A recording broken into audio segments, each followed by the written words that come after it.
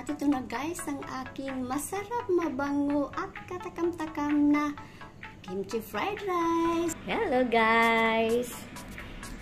Kamusta mo ang lahat mga palalabs? Ngayon ay magluluto tayo ng kimchi fried rice. Ayan, masarap ito kahit wala ng ulam.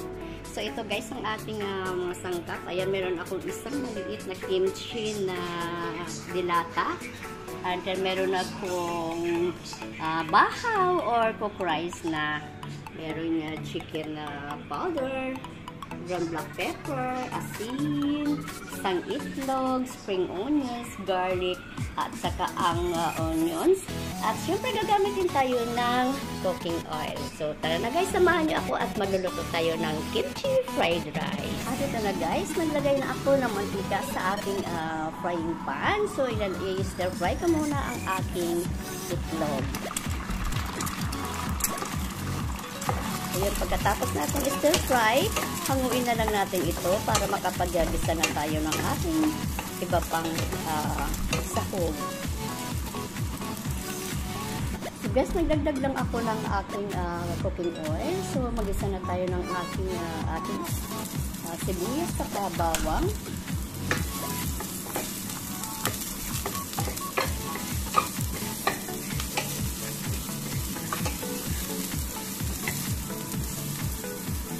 And then, isunod na natin ang ating kimchi. Ayan, kunti lang ang ating kimchi kasi kunti lang ang ating rice.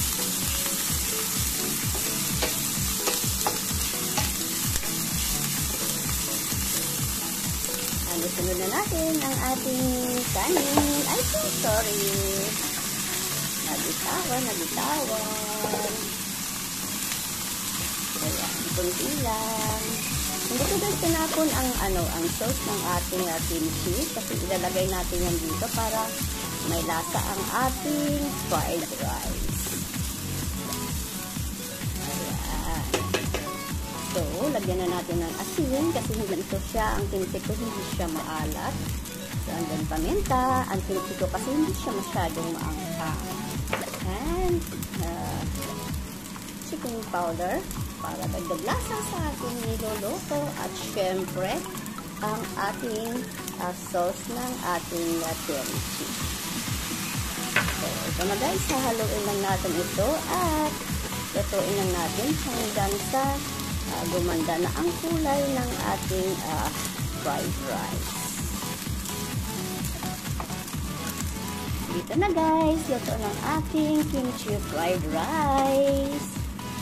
Ito na lang idagdag natin ang ating stir-fried egg, scrambled egg, and then ang ating spring onion. So, iba, may kulay ang buhay ng ating kimchi fried rice.